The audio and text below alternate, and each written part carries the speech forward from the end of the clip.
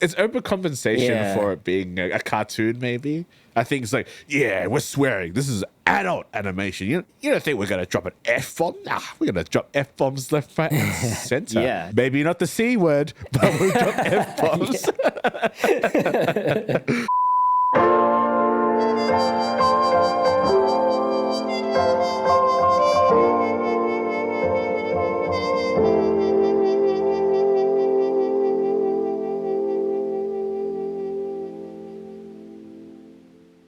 Hello, everybody. Welcome to another episode of Two Asian Blokes podcast, a podcast where we talk about Asian pop culture, films, TV shows, comic books, anime, music, food, video games, whatever we're feeling at the time, really.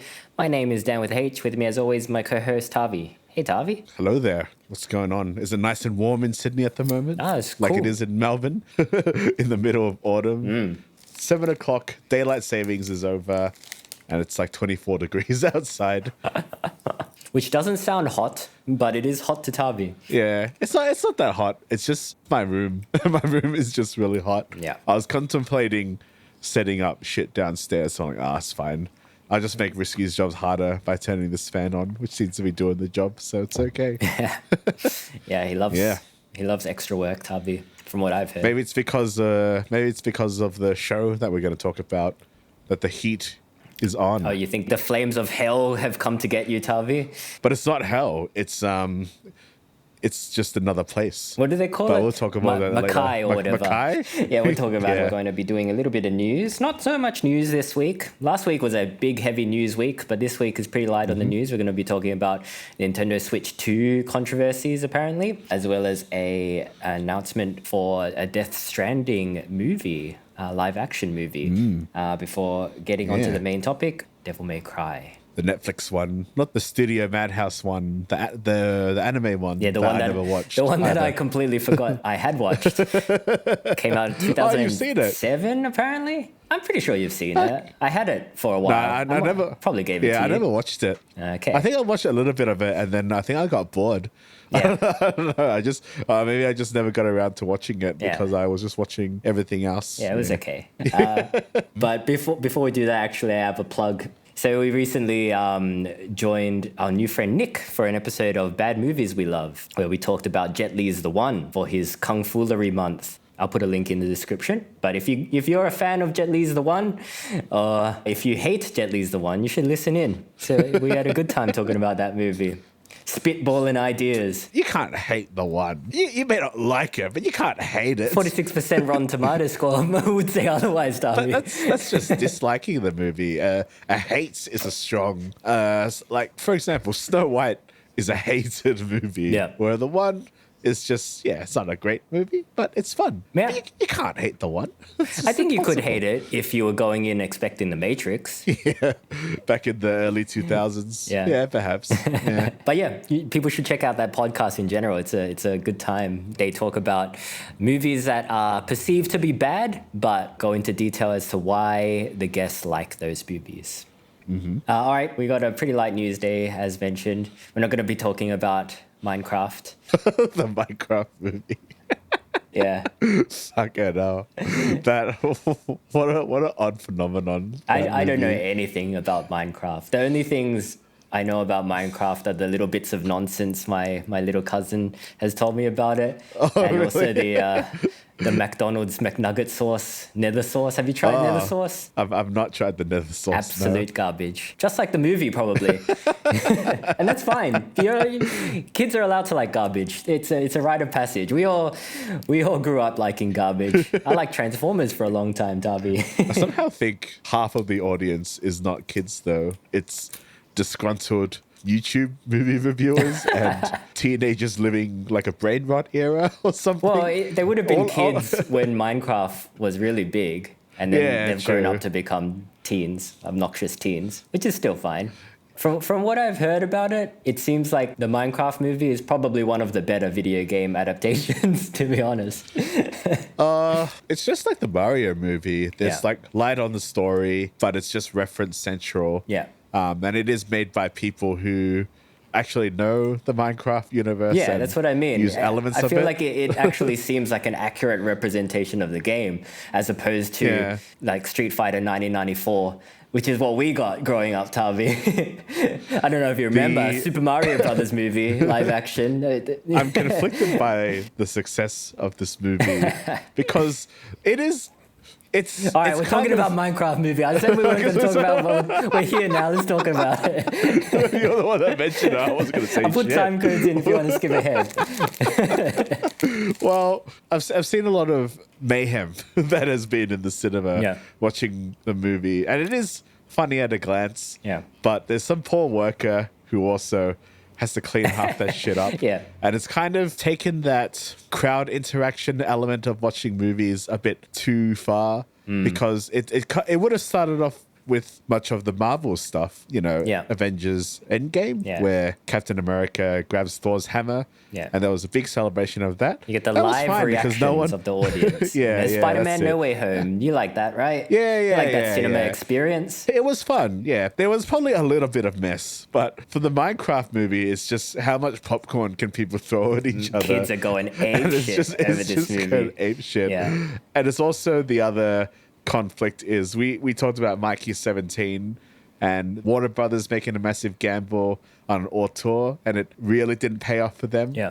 But wait a minute, video game adaptation, not much story, but very pretty looking graphics things. Very minimal effort. Very minimal effort. Yes, please. So I'm worried that this just sets a precedence for more slop. And also video games as an adaptation, which we are actually going to talk about today, has traveled, pretty far since its inception. But I feel like the Mario movie and perhaps the Minecraft movie may set that back a bit because it's like, why do we need to write a story? Yeah. Just put Jack Black in and make him sing a song about lava chicken, which I find really catchy, and I actually can't stop seeing it off my YouTube. They know what they're doing. Have you seen it? It's just I haven't seen it. It's a 30-second. I have absolutely no interest in Minecraft or anything to do with Minecraft. It's just like when you cook an animal in a video game and it becomes roast whatever. Sure. And I guess if you cook a chicken in lava, you get lava chicken. Yeah, okay. It's a game mechanic.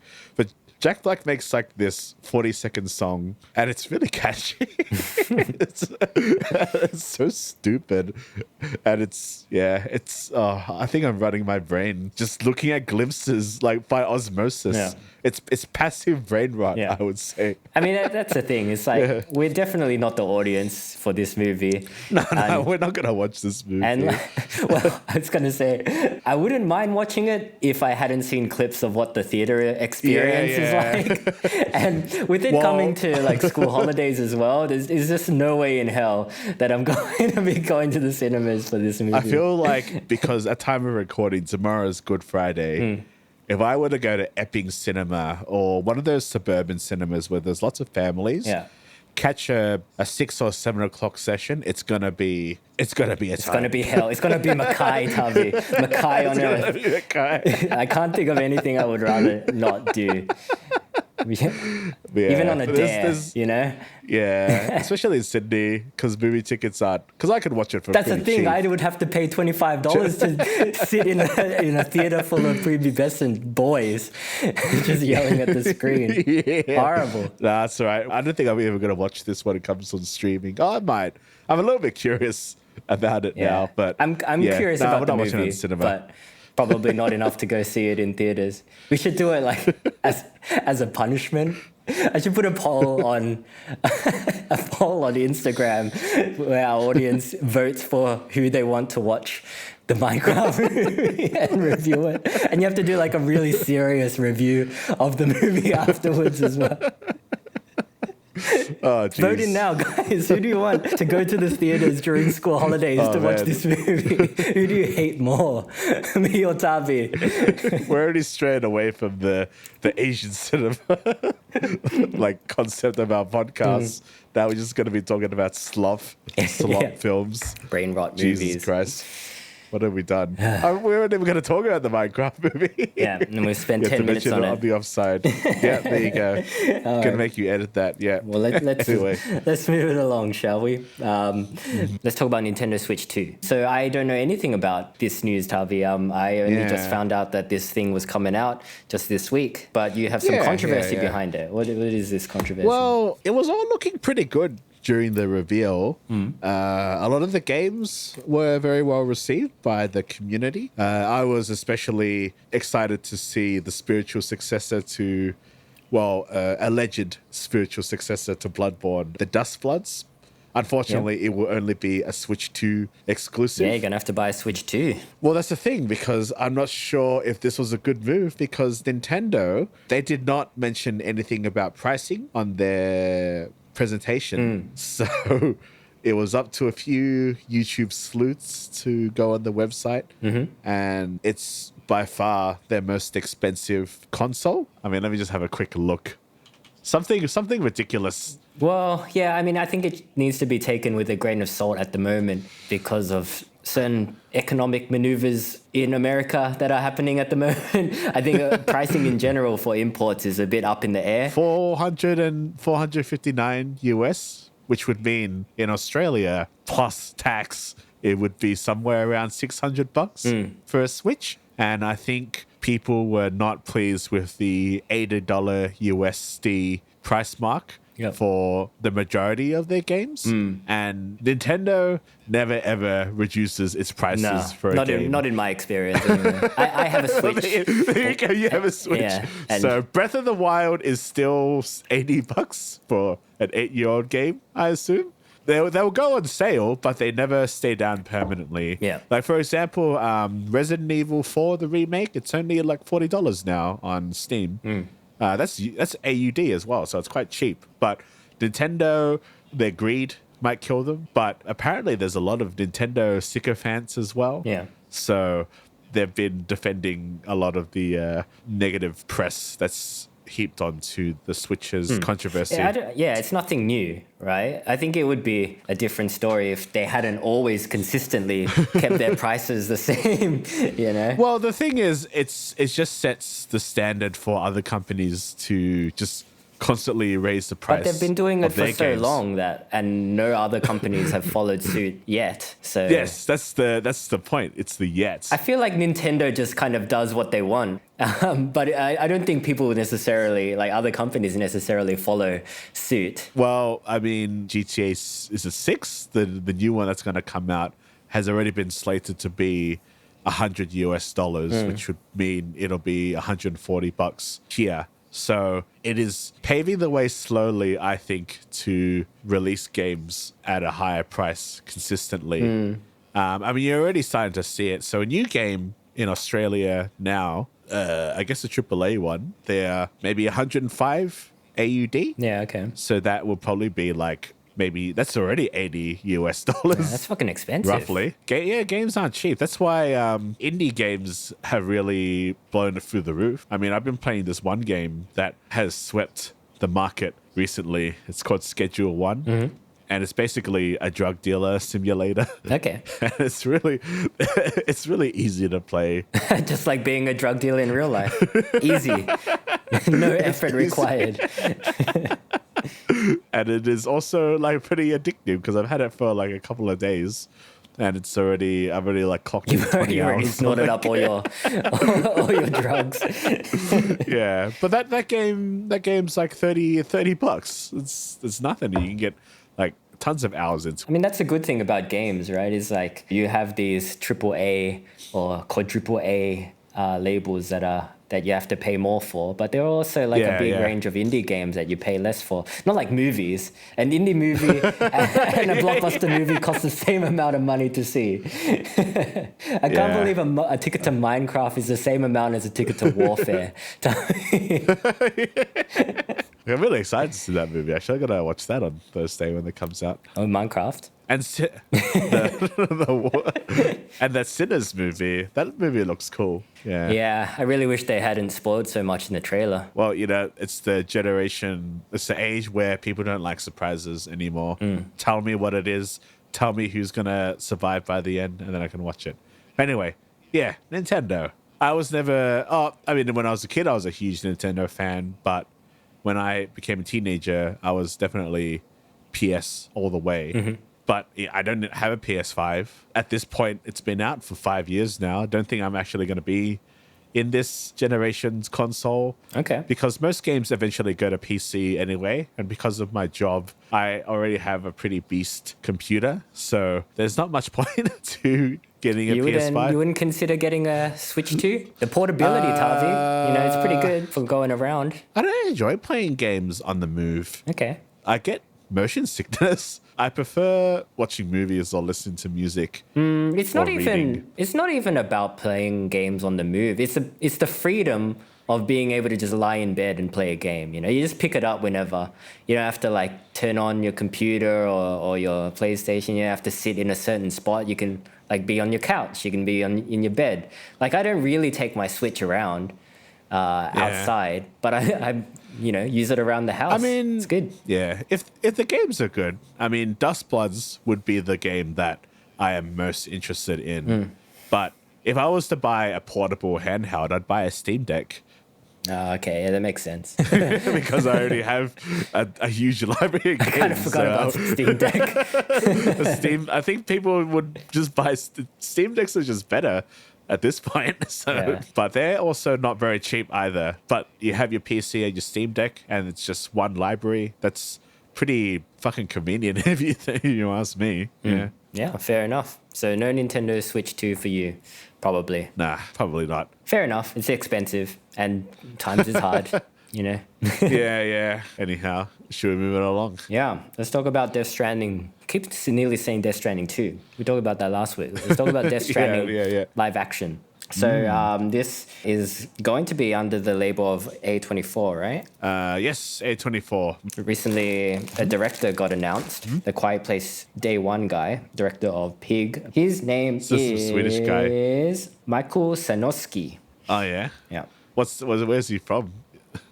Why does that matter, Tavi? I said Swedish. No, I'm just curious because I said he was a Swedish guy, but I don't know why I thought he was Swedish. Yeah, I don't know where he's from, Tavi. But regardless, he is going to write and direct the Death Stranding adaptation with A24 and Kojima Productions producing. Yeah, interesting. So I haven't played Death Stranding. You have? Yeah. From what I've seen, it seems like it would make a really good and confusing movie. But what do you think? Yeah, I mean, the game is already a movie in itself, right? So I wonder, it's just adapting it without the gameplay, without the hours of walking across landscapes and dodging weird ghost things. Yeah, it seems like it would be similar to something like The Last of Us, I guess. Because The Last of Us is pretty cinematic as well, right? Yeah. And like a lot of the gameplay is, contemplative walking and stealth sections. So it seems like Death Stranding would be in the same vein. It's interesting because there is an already established cast, because the cast are scanned actors. So it'd look weird to re-announce new actors playing video game characters who are actors. So I wonder how that's going to work. Maybe it follows a different set of characters, though. That's how they could get around it. Yeah. Just set it in the world of Death Stranding, but follow different characters. Well, I trust Resident Evil, Tavi, like Paul W.S. Anderson's Resident Evil series, Sometimes Northern Reedus might pop in, but, he doesn't have to be in every movie. He just dies as, what Paul W.S. Anderson likes to do. Mila Jovovich just kills them. But I'm interested because Kojima Productions is producing it. So there would be, I'm not sure how much creative intake or how much creative allowance is from Kojima's point of view. But Kojima has been wanting to make a Hollywood movie probably his whole life, but he makes games. So I feel that Kojima is probably very excited. Do you think this is going to be the case of Michael Sanoski is kind of like a figurehead, but Kojima is really pulling the strings? Maybe. Yeah, I don't know. A24 seems like they'd be a pretty collaborative production company, so I imagine they'd want to get a lot of input from Kojima. Yeah. A24 wants to make a blockbuster movie as well, even though they're brand image is weird indie stuff, artsy stuff. Isn't The Rock going to make a A24 movie at some point? About wrestling or some shit, yeah I think so. It's interesting how A24 still have this indie look to it. There's just an A24 look. I've noticed that there's a certain look for K-dramas from Disney Plus. The color grading just looks different to K-dramas shot on Netflix or things shot on Netflix, and you can tell dramas shot with Apple. Yeah. You watch a trailer for a movie and you're like, this somehow looks not like a real movie. And then it turns out it's like an Apple TV movie. And like, that totally makes sense. Yeah. But no, I'm interested because the barrier for Death Stranding for some people might actually be the gameplay, because it is weird. Because the story is really cool and the world is cool. But I've said it, a few times on this podcast now that the gameplay is not everyone's cup of tea. It's either going to put you off because of how slow the gameplay is, or it'll reach that weird target demographic audience that will happily go with the atmosphere of the game and not get petty like me. Like, what? You updated it so I can't do my exploit anymore? Not playing it. Haven't finished it in 3 years. It's been 3 years since I last played it. I might actually finish it off. At some point. Yeah. Okay. So you think it could make a good movie? I think it could make a good movie.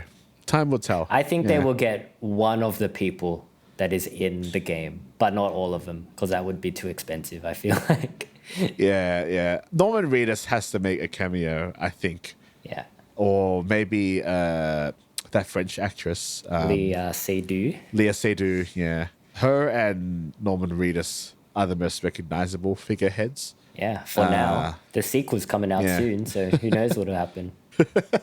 All right, cool. I mean, that all sounds good to me. If a movie comes out, that's probably the most I will expose myself to Death Stranding. Because I just don't have the capacity to play one of those games. Yeah, it's a bit of a time sink. It's on Switch though. Oh, it is on Switch? Maybe the first one is. I don't know actually. Nah, Switch doesn't have the hardware to run Death Stranding. Yeah, probably. Or it'd be like a terrible port, like Mortal Kombat 1. Like your Mortal Kombat. Terrible. Yeah. All right, shall we move it along? Let's do it then. All right, let's talk about Netflix's Devil May Cry animated series. Came out pretty recently at time of recording. So this TV show is adult animated urban fantasy action television series, according to Wikipedia. Created by film producer Adi Shankar and produced by South Korean Studio Mer. It's obviously based on the Japanese video game franchise of the same name, developed by Capcom. The game and the TV show centers around Dante, who is a demon hunter, and he uses 2 guns and a big sword to do anime fighting against demons. Centered around Dante, huh? Yeah. We'll talk a little bit about that. We talked about this as news on one of our episodes. When the trailer came out. And I thought, it looks kind of cool, but I wasn't even sure if I was really going to watch it. I think what sold me was the music. Yeah. I'm pretty sure it showed the opening title using Limp Bizkit's Rollin'. Oh shit, they're bringing back the new metal. Yeah. I mean, immediately without having to talk about the series that much, my favorite thing about this show is the music. Yeah. It would have been so easy for them to put a mumble rap song in there. At some point, I know there was a guy at a board in a meeting, and he probably would have been talking about how can we get this to reach a broader spectrum of viewers. Yeah. Why don't we put in mumble rap? Yeah. I'm glad that the creative directors, Adi Shankar, just said no. It's got to be metal. Maybe we'll give you a little bit of electronica metal, a la Prodigy style, but we're not going to give you any mumble rap. And I'm glad they stuck to their guns. Yeah, the music is on point. And I mean, it's really cool. I think it's representative of the overall vibe of the TV show. They're definitely going for... It's very early 2000s. Yeah, like an early 2000s grunge early era. 2000s, yeah. Yeah. And the music is, it obviously sells that aesthetic. But I think it's more than that. It's also like the art direction as well as the the character designs. And everything looks cool. Yeah, it makes sense. Because Devil May Cry, the games came out at around that period, right? The early 2000s it would have been. I think the first one I played was on PS1, maybe? No, PS2. Yeah, maybe PS2. It would have been like 2001. Right. Devil May Cry was initially a new Resident Evil game. That's right, but the gameplay was just too different. And then they just let us make a Devil May Cry. For those that haven't played Devil May Cry, it's basically a hack and slash in the same vein as God of War. Yeah. But it's got a very anime aesthetic to it. So like the cutscenes. Super anime. Yeah. The guy's got a big anime sword. He's like flashing around, slicing up demons. It has a lot of cinematics, even in the older games, and they're all really cool. Like Dante, mild spoilers for the TV show, but Dante is obviously not completely human. So he's able to take a lot of damage and he's able to go toe-to-toe. He's able to do superhuman feats of strength and speed. And that coupled with his like really just cool demeanor and cool personality. Like he'll be eating a pizza in his shitty office and a demon will come in through a window and he'll chuck the pizza up, kill the demon and then catch the pizza and continue eating like it's nothing, He's just a cool dude like that. It's so 2000s. I fucking loved this shit when I was a teenager. Yeah. It's like, man, I wish I was as cool as Dante, but here I have to go to school, do boring shit like chemistry and fucking whatever else we do in school.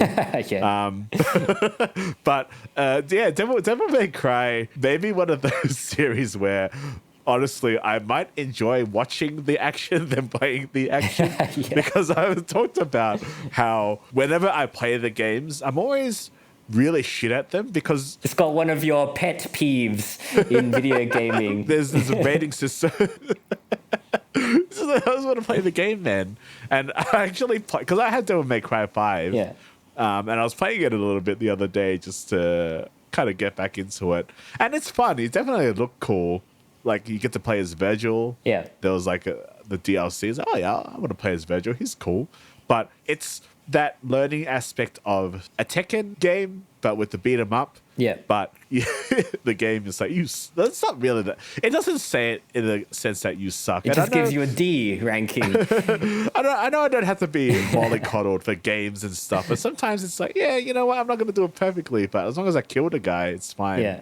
And then you get up to this boss, and then because the camera angles suck and Capcom doesn't know what they're doing, it just looks weird, and you can't read the times. Oh, I was supposed to dodge that shit. It's bullshit. Yeah. But it's always been one of those games that rewards style, right? And and when you're playing the game, it does feel like you're doing some really cool shit because the gameplay can be quite cinematic. But then you get to the end of the level and it'll be like D. You're like, what?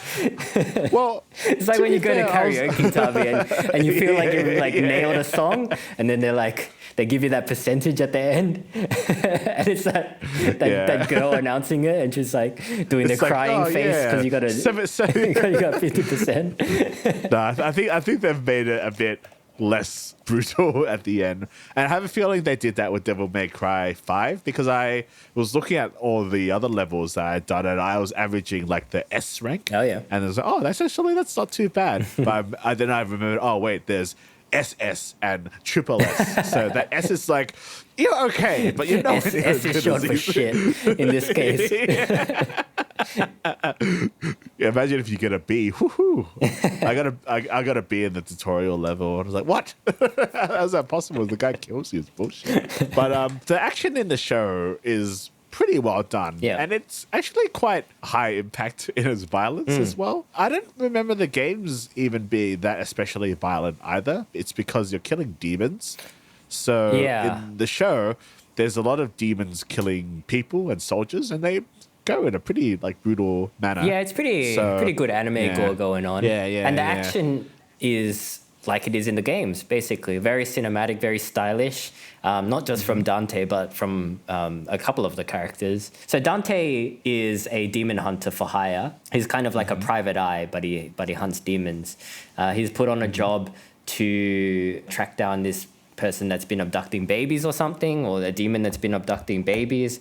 And then he finds out that all these demons want to steal his amulet, his family heirloom amulet. And the amulet turns out to be a key that will open the portals of hell, or Makai, as they call it. So this operation called Darkcom is sent to track him down and stop the bad guys from getting the amulet, basically. Yeah, the villain is a giant rabbit dude. There's also another dude, and it is one of the last roles that Kevin Conroy did. Oh, yeah. Who is famous for the Batman animated series, so rest in peace. Yeah, he plays the vice president in this. Yeah, unfortunately, he's not really that nice a guy in this show. He's well played, though, by Kevin Conroy. He's well played, all the voice acting is pretty good in this. I especially like the villain in the form of the White Rabbit. Yeah, he was cool. I think the thing that really sold me was the trailer on Netflix. When you scroll through Netflix, it kind of showed a bit more. I was like, oh, this is pretty interesting. I really like the White Rabbit design. There's something very interesting about it. I think it might be in the games. I'm not sure. Because I've only really played Devil May Cry 3 and a bit of Devil May Cry 5, but I haven't really played the other ones as much. Yeah. So I'm not that familiar with the lore in Devil May Cry. Yeah. I've watched the 2007 anime, but I have no recollection of it. So. I think I might have watched an episode or two and then just not have paid attention to it ever again. This one actually might be the case in which the Americans or the Koreans did it better, but maybe it's because they had a bigger budget. They can afford the Limp Bizkit license, the Rage Against the Machine license. Yeah. So actually, my favorite scene is in that moment where he fights the mercenaries and he just puts on guerrilla radio. It's such a cheesy, edgy 2000s moment. Like, it's awesome. Rage Against the Machine had so much music in late 90s, early 2000s stuff. They had a song in The Matrix. The Matrix. I'm pretty sure they had a song in Godzilla, the Matthew Broderick one. They had a song. I think they had a song in Resident Evil. Tony Hawk's Pro Skater 2. Yeah, Tony Hawk's. They would have had a song in The Crow, so it was so apt to see it. And I was like, yeah, that's sick. And there's also a kind of electronic remix of Last Resort's Papa Roach's Last Resort as well. Some excellent needle drops. I mean, like I mentioned, Bad Movies We Love episode that we did on the one. The music in the one is very reminiscent to the music in this anime. It just captures that very specific era and very specific audience, which you and I happen to be a part of. Well, it's alleged that sound is coming back. I have no evidence to back this up. Just a mate I had a drink with a couple of weeks ago at a bar, and he said, new metal was coming back. I'm like, oh, really? Like, I don't know about that. Well, I guess it kind of makes sense in a way because, creatives are probably around our age now. So well, I do have to say, unrelated but related, but there's a music festival, pretty popular music festival in Chicago at the moment, Lollapalooza. And there's a few headline acts, but two of the headliners, Twice is headlining and Korn. It's just my two bipolar music tastes just mingled into this fucking festival. So it's kind of cool. Yeah. Like, I'm glad. I guess it was like when La Seraphim and Deftones were at Coachella last year. That's kind of cool. There's actually not that much K-pop at Coachella this year. But anyway, we're not talking about that shit. Like I said, I think the music is representative of the inspirations for this show. You can definitely tell what kind of media Adi Shankar grew up on. Yeah, that kind of music, but also like the action direction and the design of a lot of the characters. Like there's a team that I mentioned, Darkcom. So this team is led by a soldier named Mary, but Dante nicknames her Lady. She's from the games. I remember her. She's from the games, yeah. But she's got this team of trained soldiers, right? And they all have like they have a very X-Men. Pretty distinct, character designs. Like X-Men. There's a ninja one with like a domino mask and two swords on her back. She throws shurikens and stuff. There's like a cowboy one. There's like an empath kind of one. Like the nerdy tech one. Yeah, and they have this very kind of, like in Blade 2, how they have like the the blood pack. Yeah. That's they got this the same kind of vibe. Like you don't really get that much information about these characters, but from the way they look and the way that they talk, you get a sense of their characters. Yeah, I don't really remember too many of them because of a certain plot point that happens. Yeah. That made me forget about them. Yeah, we might save that for full spoilers, but yeah. And even there's obvious references. Like this show is very obvious, but not in a bad way. I think it's good that you can see all the references clear as day. Like there's an obvious raid reference in one of the episodes. I mean, there's drops to like Resident Evil. Yeah, there's an implication that Resident Evil and Devil May Cry are set in the same universe, which I'm not sure if that's been made explicit in the game series or not. I would be surprised if it was. Because they're quite different titles. I think it's just it's a nod to the fact that they have the same DNA in the sense that it was supposed to be a Resident Evil game. But that would be interesting. I feel like perhaps they learnt their lesson from the Resident Evil live action. It's like, all right, scale back the K-pop, scale back the shitness, the shit music. Let's make it a show for people that like Devil May Cry. Yeah. And I think they delivered. Because it's animation. There's less at stake, right? Because nobody cares about animation. Yeah, it's cheap as chips to make, Harvey. You don't have to pay animators shit. You can just make them draw whatever you want them to. There's a reference to John Constantine at a point as well, and I was like, are they even allowed to do that? You know the part where they're like rounding up all of the demon hunters, and there's like a Cockney guy that's smoking, and he kind of gives them information about Dante. Yeah, I'm pretty sure that character is just John Constantine, even though they don't say his name really, but it's pretty obvious. Interesting. Yeah. I didn't know. Yeah, I didn't pick that up. It's obvious, but legally distinct enough, I imagine, for them to get away with that. But yeah, there's like little nods to Mega Man as well as Street Fighter. So there's a bunch of Capcom IP scattered throughout this TV show. Yeah. What do you think about the plot? The plot it's pretty predictable. You sort of know exactly where it's gonna go. There's not really too many surprises. It is more so what changed in this show is the focus of the show. And I've just been thinking about it for a while because I really enjoyed this show. I binged it in a couple of days, which I don't normally do. But it was the kind of show where it's like, I'm just going to order a pizza and just eat and just watch. Yeah, it's super easy to watch. Watch it all. It's super easy to watch. I watched it all in a day. Yeah. It's only 8 episodes, about 30 minutes each. So it's only 3 hours of viewing, really. Yeah. So you can get it done easily. Pretty much everything about the aesthetics I really enjoyed in the show. The action I enjoyed about the show. I do have issues with some of its writing and some of its focus and some very Netflixy millennial feel to some of the plot. You're talking about Lady, aren't you? I am talking about Lady. Yeah. So I think we can talk about this without spoilers. But I agree. I think some of the dialogue that is written for Lady is a bit cringe, as the kids call it, I guess. Yeah. It's just so sweary. Yeah, it's too sweary. It's unnecessarily sweary. It's unnecessary. It's written like a teenager who thinks swearing is really cool. Yeah. And I pointed out to you that Dante doesn't swear in this TV show. Yeah, I didn't even realize. Dante, he's just too cool for that. Yeah. And you would think he would swear. Maybe he does. Maybe he probably has one swear I don't word. think he does in the course of the show. And I think it's a bit overshadowed by a lady's swearing. Yeah, maybe she swears enough for the both of them. But I just it just feels a bit forced, right? Yeah. And that's just like something that we've noticed in these kinds of shows is that the female characters, especially ones that are supposed to be portrayed as strong, they're often very sweary for no reason. They're often quite sweary and rude. Yeah. I think, to be honest.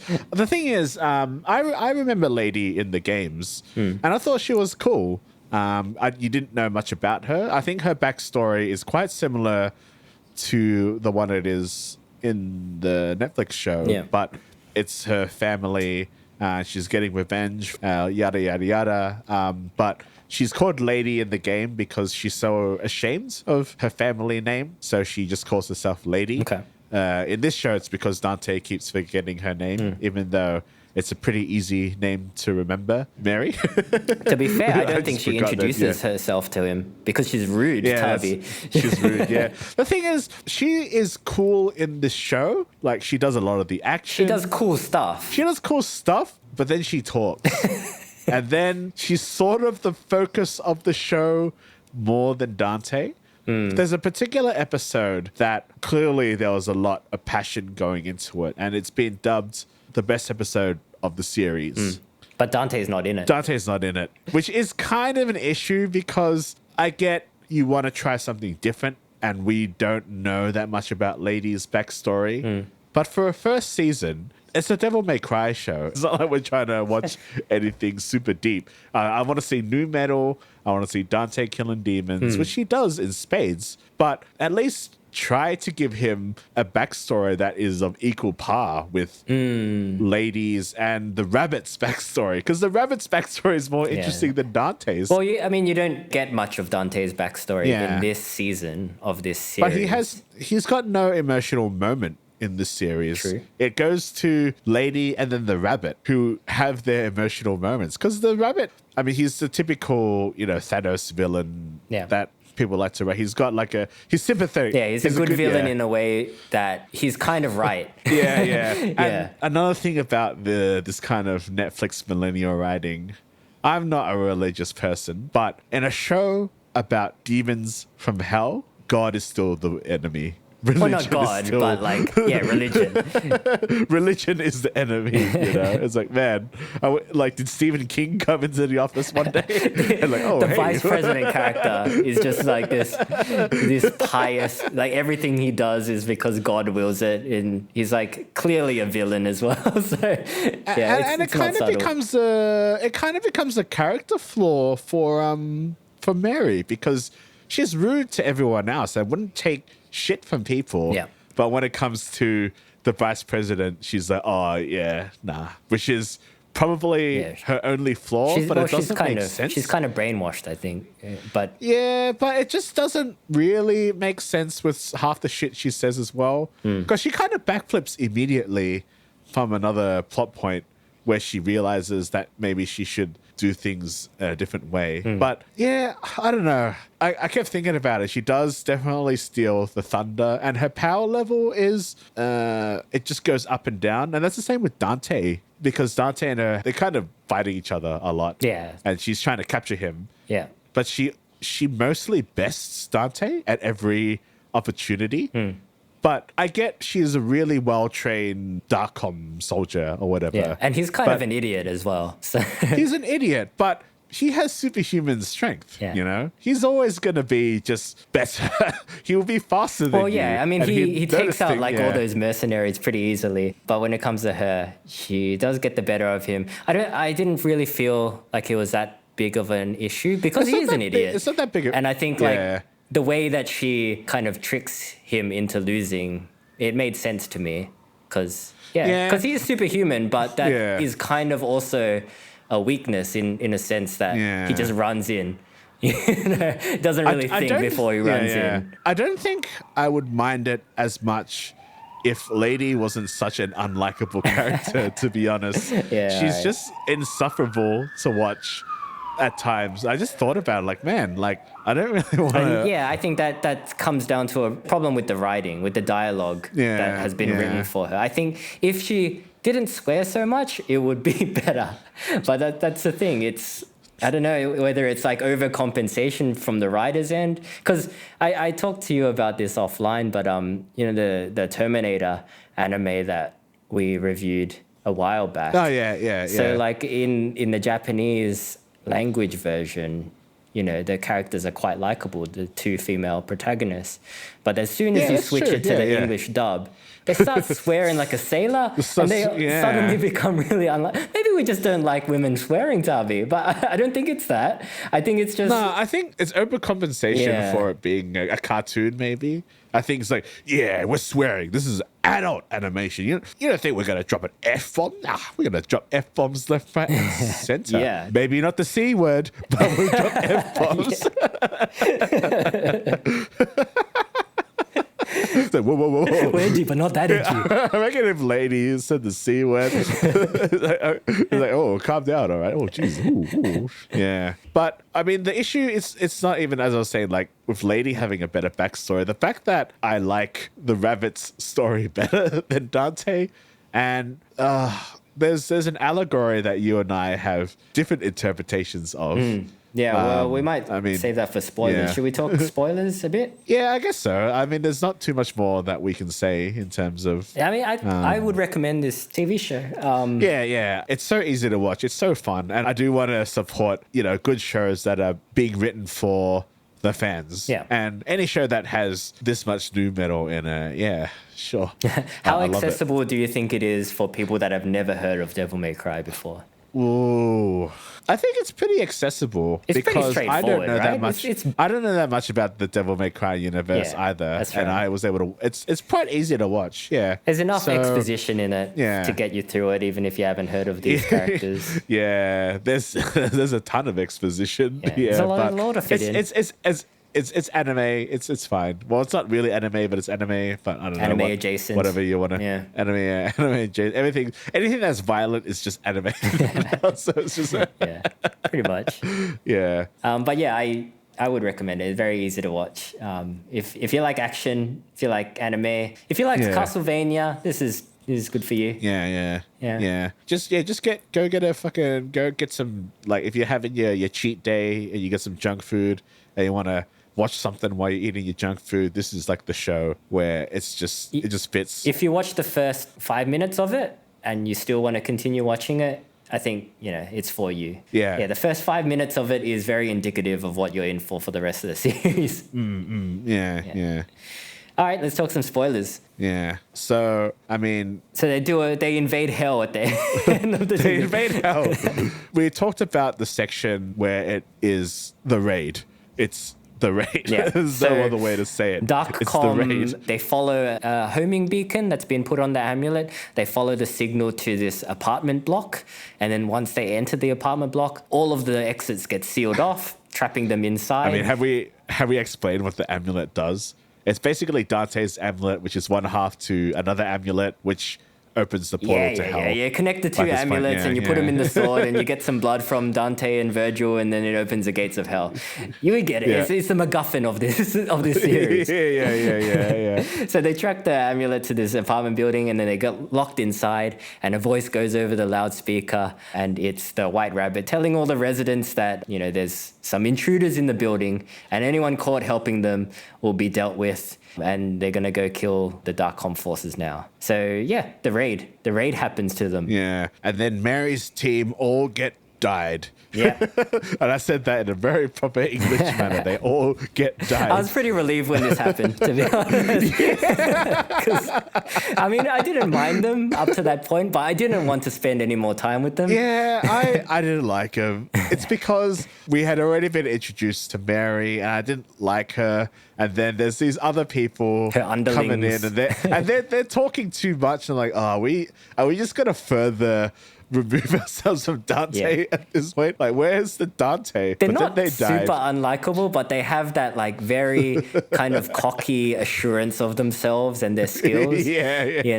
So I guess it's kind of like an allegory for like American forces in general when they're invading anywhere. Yeah, I was so glad that they died.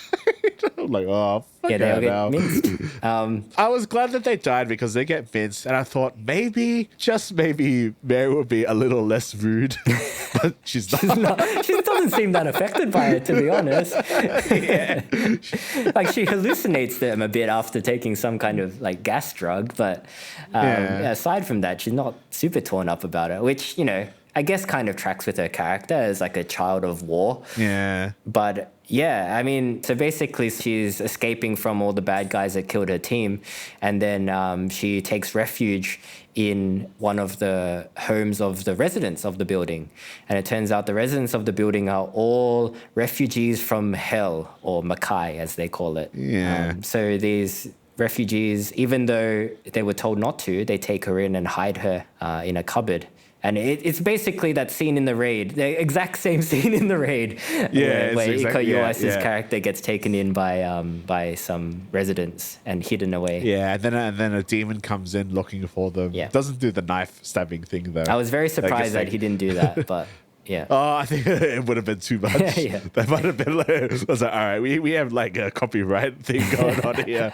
So that didn't happen. Or maybe it was in a longer cut, but they just took it out. Yeah. But then that introduces the conflict within Mary. Yeah. So like all her life, she's been raised to think of these... To hate demons. Demons as, demons, basically. They're monsters. They don't deserve your sympathy or empathy. But after these residents kind of save her, she comes to realize maybe they're not all bad. Maybe she was misled. So that's her kind of internal conflict. And this is what you mean where like her story kind of takes precedence over Dante's story, because Dante doesn't have an arc, really. No, he doesn't. He's basically the same. Yeah. Because Dante's backstory is that he watched his mother and his brother die, but anyone that knows the lore knows that's not true because Virgil is a fucking badass and everyone loves Virgil. But that's all you know. And then through the show, he realizes maybe that's not true. Yeah. And that's as far as you'll get with Dante's backstory. He also learns that he is half demon. He's the son of... No, he's the son of Sparta. He unlocks his devil form, which he learned it, but it's not really an emotional arc, though. No, he doesn't react to the news at all. Yeah. Yeah, he's just like, oh, yeah, cool. And maybe that's just within Dante's character, because he's pretty blasé, but I'm pretty sure he has emotional moments in the game. Yeah, he should. There's a really in Devil May Cry 2, which is largely perceived to be the worst one.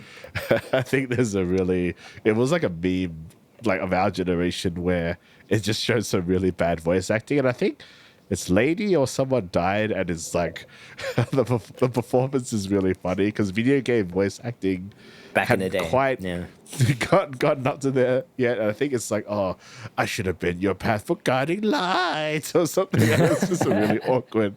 Yeah, I've probably said it wrong, but it's really funny. Yeah, it's a really emotional moment as well. From the way that it's filmed and shot, but it's the voice acting really just like lets it down. Yeah. I think Devil May Cry 2 had a female sidekick that was playable. Oh, did she? Yeah. Yeah, maybe that's the one that died. Because she makes a cameo in this anime series. She's one of the demon hunters that gets captured by Darkcom. Oh, yeah, perhaps. Yeah, I wanted to know about those guys. Those guys were cool. But then they just like disappear. Yeah. And then, I had a feeling they were mostly cameos. Yeah, I think so. I mean, a lot of the demons that Dante fights, Lady fights them first, and then Dante fights them. I think they're like boss cameos as well. Yeah, white rabbits. Those monster designs. Goons. Those were cool. Goons, I like those character designs a lot. Yeah, there's like a plant one, like a snake one. And there was a shapeshifter in there. There's a really ominous demon knight looking guy that doesn't talk that much. Yeah. Pretty cool. Yeah, it's cool. Oh, and the fire and the wind guys. Yeah. Oh, the two orc look. Yeah, I think they're from the games as well. Yeah, they seem like a video game thing. But yeah, there's the whole demons, refugees kind of thing, and then they seek asylum, but then the Americans just kill them, and of course, I really like that element of the story because it is the perfect motivation for White Rabbit's character. As soon as you get his backstory and you understand why he's trying to do what he's doing, it makes a lot of sense. You're like, is he right? Yeah. He just wants to save these people that kind of took him in when humanity kind of pushed him away. He was taken in by these demons, and then he lived with the demons for a long time, but saw that they were struggling in their own world, so he tried to make a portal so they could come into Earth, only for them to be murdered by Darkcom. Yeah, and Mary killed them, and she loved it. She's like, yeah, fuck you. She's having a great time killing them. She's having a great time. If you went through all that, you would be a crazy White Rabbit guy trying to open the portals of hell to connect. He's just trying to create an equilibrium, right? He's trying to save his people by connecting the two worlds. And it makes a lot of sense. But then he just kind of goes a bit crazy and turns into a Resident Evil boss at the head of it. I agree that it's good for his backstory, and it's good that it makes sense for his backstory. It gives him motivation. But on the other hand, I don't really like it. I guess in the video games, there are demons that are good, but it is hell. Hell is hell. It's a place where it's not fun. There's no one that wants to just make a living there. It is just hell. And hell is spilling over into Earth, and you just have to fucking kill the majority of the demons. Yeah.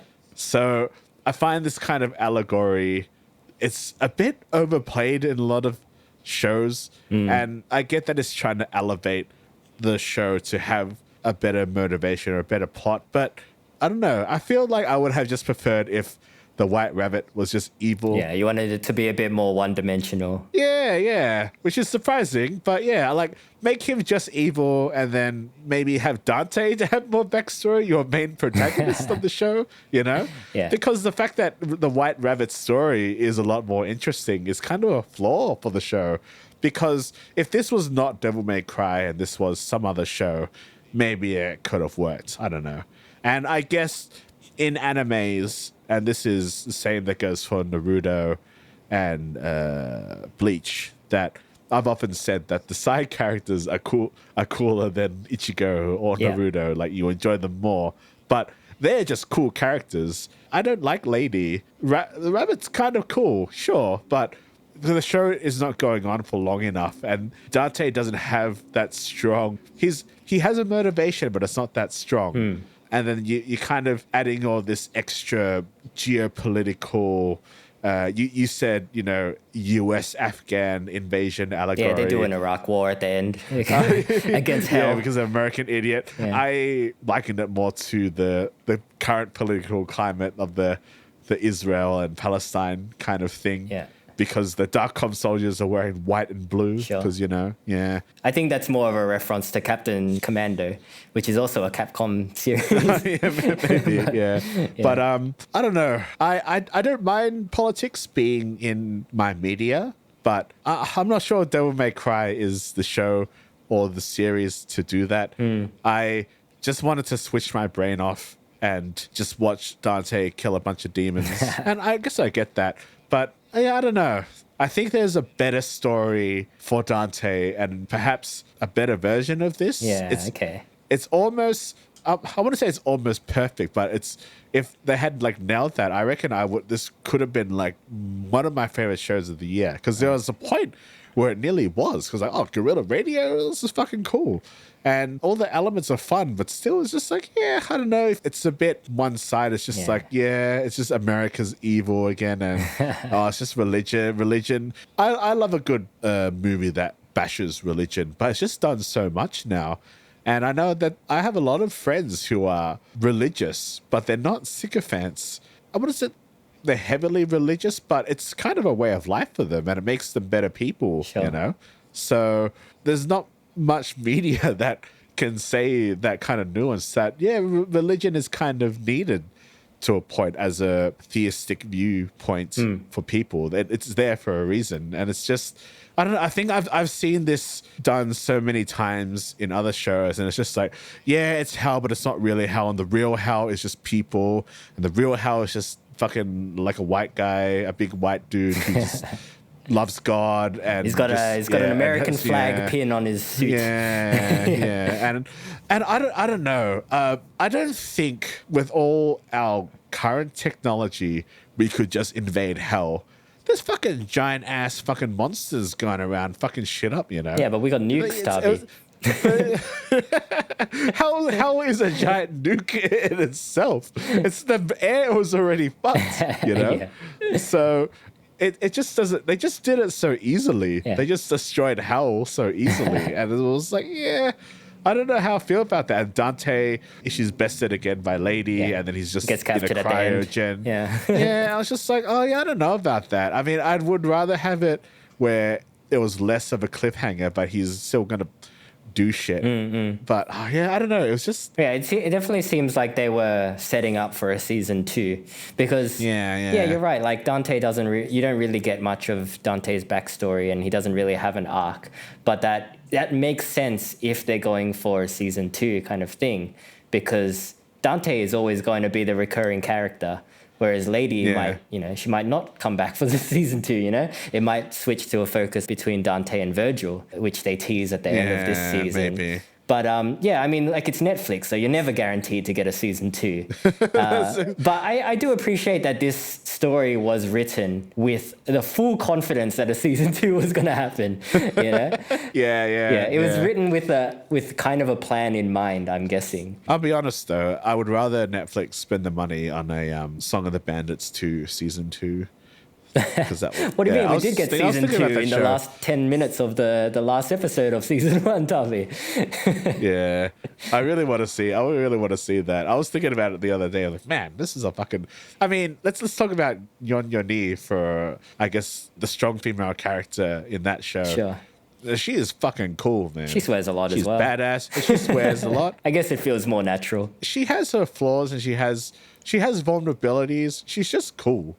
She's just way better than what Lady is in this show. Yeah, I don't know. I mean, for some reason, they can't. It's weird. Actually, they're quite... Because she's rude as well, but I don't know. It's just something about that character that was just way cooler than... I don't know. Is it just a Western writing thing? I think it might be. Yeah. From what I've seen. Although, the lady in Castlevania is quite likable. So I don't know. Yeah, I didn't have an issue with the females in Castlevania. Like the magician, there's like the magician one. Yeah. I don't remember. Like she was fine. I didn't have a problem with her at all. I think it started with the He-Man show where He-Man was sidelined. I think they started doing that plot point a lot. Well, I mean, I have a feeling Ramona Flowers in the Scott Pilgrim cartoon was fine. Yeah, but Ramona Flowers is cool. Yeah, just sometimes there's just a little quirk in the writing of these characters where it feels like it's overcompensating for something, and it's just not. Stop doing it. Just stop doing it. Stop doing it. Just, I don't know. Yeah. She does some cool stuff though. She does cool stuff. She's got the bazooka with the big knife at the end of it. That's her weapon in the game. Yeah. It's I like how even in an anime, they couldn't really make that work for a long time. Like it's just a terrible weapon, right? Yeah. I think, could you play as Lady in Devil May Cry 3? Because she's in that one, right? She's I'm pretty sure she's in I think she's in Devil May Cry 5. You probably play her for a section. I'm not sure. I can't really remember. She's cool in the games, though, from what I remember. Yeah. I thought, this chick is cool. Like, yeah. But they just didn't pull it off in the show. She's just, I don't know, just rude. Just rude. Just rude. Yeah, fair enough. I don't know. I feel like because this show was more nuanced than I expected it to be, but it also delivered all the things that I wanted, like the music and the action direction and the art. Yeah. I think the nuance kind of added a level of memorability to it. I feel like if it was more one-dimensional, I might have just forgotten about it very quickly. But yeah, I see your point though. Like not everything has to be political and not everything has to be nuanced. And Devil May Cry is definitely one of those things that doesn't need to be nuanced.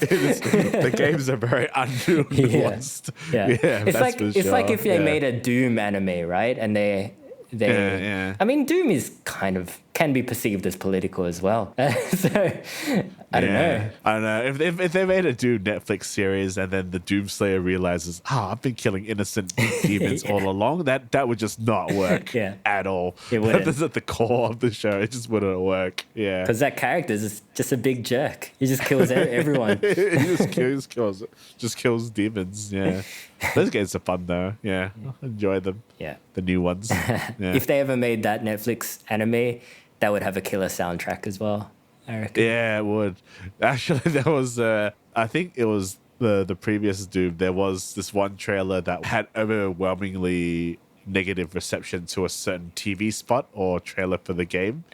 It's because they had like this mumble rap song and everyone's like, bro, like this is the Doom guy. Like you can't just put this fucking shit in. Like where's the metal? Like Doom is metal, not some fucking mumble rap shit. So yeah. And yeah, I'm glad they didn't do that with Devil May Cry. Yeah. And I'm glad there's no K-pop in the show either. It's just like, imagine that, like, Dante's like killing a bunch of demons to to like Esper Yeah. or something like that. Yeah. But no, this show, I quite enjoyed it. I would be up for a season 2. Like you, it's probably not on the top of my list of season 2s that I'm looking out for. I think probably Blue-Eyed Samurai is. I'd rather watch season 2 of Blue-Eyed that Samurai. Yeah. than this. Scavengers Reign season 2. Yeah. I really want to see it. Yeah, fucking hell. I saw the teaser trailer. God damn. Looks fucking good. You're never gonna get it, Tavi. Sad. We're going to get a fucking Exo Kitty season 3, though. Yeah, you're gonna get Love, Death, Robot season 4. I haven't seen that series. Apparently, it's good, though. It's okay. All right, but do you have anything more to say about Devil May Cry? I think it's a good show. I think it's very easy to watch. I may have sounded like it becomes the lady show, but Dante, He does enough. in terms of action, Dante still has the sway over it. Yeah, just not the character arc. He does a lot of cool stuff, yeah. and he says a lot of cool things. But yeah, as I said, get your favorite kind of comfort food and a couple of beers, or I don't know, because people don't drink as much these days anymore, kombucha or whatever drink that people, or whatever vice substance that you have.